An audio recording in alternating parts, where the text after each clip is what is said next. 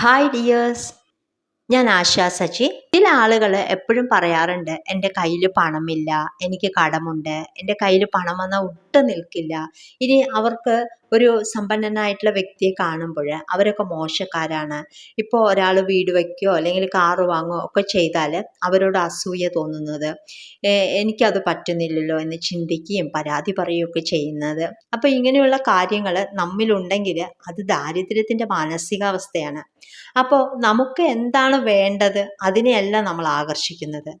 അപ്പോൾ നിങ്ങൾ ഇപ്പോൾ എന്താണ് ചിന്തിക്കുന്നത് അതിനെയാണ് നിങ്ങൾ ആകർഷിക്കുന്നത്. നിങ്ങളുടെ ഉള്ളിലെ ചിന്തകൾ, നിങ്ങളുടെ വൈബ്രേഷൻ, നിങ്ങളുടെ എനർജി, അതാണ് നിങ്ങളുടെ ബാഹ്യലോകത്തെ സൃഷ്ടിക്കുന്നത്.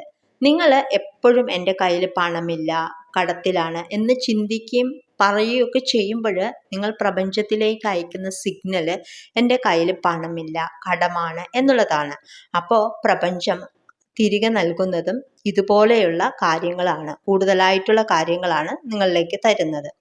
അപ്പോൾ ഈ ഒരു അവസ്ഥയിൽ നിന്നും സമ്പന്നതയുടെ മാനസികാവസ്ഥയിലേക്ക് എങ്ങനെ മാറാം എന്നുള്ളതാണ്. നമ്മുടെ ഓരോ തോട്ട്സും ഇമോഷൻസിനും അതിൻ്റേതായ ഫ്രീക്വൻസി ഉണ്ട്, അഥവാ വൈബ്രേഷൻ ഉണ്ട്. സമ്പത്തിന് ഒരു ഫ്രീക്വൻസി ഉണ്ട്, അതുപോലെ ദാരിദ്ര്യത്തിനും ഒരു ഫ്രീക്വൻസി ഉണ്ട്.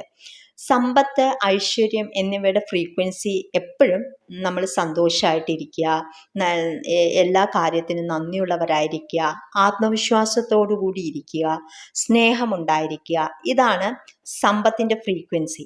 എന്നാൽ കടത്തിൻ്റെയും ദാരിദ്ര്യത്തിൻ്റെയും ഒക്കെ ഫ്രീക്വൻസി എന്ന് പറയുന്നത് ഭയം, നിരാശ, പരാതി പറയുക, വിഷമിച്ചിരിക്കുക, ഇവയൊക്കെയാണ്. അപ്പോൾ ദിവസം മുഴുവൻ കടത്തെക്കുറിച്ചുള്ള ഭയവും ഇല്ലായ്മയെക്കുറിച്ച് ചിന്തിക്കുകയും പരാതി പറയുകയും ഒക്കെ ചെയ്യുന്ന ഒരാളുടെ ഫ്രീക്വൻസി അതിലേക്കാണ് ട്യൂൺ ചെയ്ത് വെച്ചിരിക്കുന്നത്. അവരുടെ ജീവിതത്തിലേക്ക് അതാണ് ആകർഷിക്കപ്പെടുക. ഇനി സമ്പന്നതയിലേക്കുള്ള ഫ്രീക്വൻസിയിലേക്ക് ട്യൂൺ ചെയ്യണമെങ്കിൽ നിങ്ങളുടെ ജീവിതത്തിലുള്ള എല്ലാ അനുഗ്രഹങ്ങൾക്കും നിങ്ങൾ നന്ദി പറയുക. അപ്പോൾ നിങ്ങൾക്കുള്ള കാര്യത്തിലേക്കാണ് നിങ്ങൾ ഫോക്കസ് ചെയ്യുന്നത്. അപ്പോൾ നിങ്ങളുടെ വൈബ്രേഷൻ അവിടെ മാറാൻ തുടങ്ങും. ഇനി നിങ്ങൾക്ക് എന്താണോ വേണ്ടത് അത് ഓൾറെഡി ലഭിച്ചു കഴിഞ്ഞതായിട്ട് ഫീൽ ചെയ്തുകൊണ്ട് നന്ദി പറയുക. അപ്പോൾ എല്ലാ ദിവസവും പ്രാക്ടീസ് ചെയ്യുമ്പോൾ നിങ്ങളുടെ ഉപബോധ മനസ്സിനെ റീപ്രോഗ്രാമിംഗ് ചെയ്യുകയാണ് ചെയ്യുന്നത്.